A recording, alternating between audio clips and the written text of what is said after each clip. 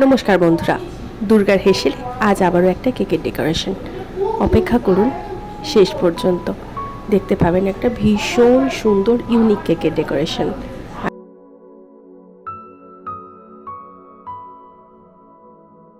আজ একটা dual tone create করছি, এইভাবে তাই ডেকোরেশনটা করে নিতে শুরু করলাম।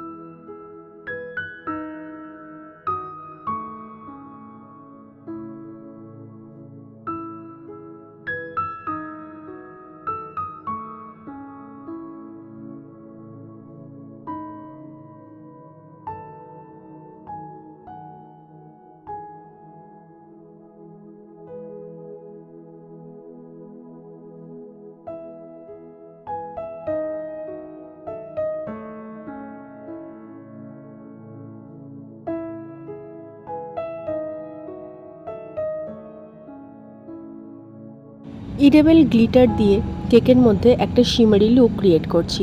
আমি এখানে পিঙ্ক কালারের শিমার নিয়ে নিয়েছি।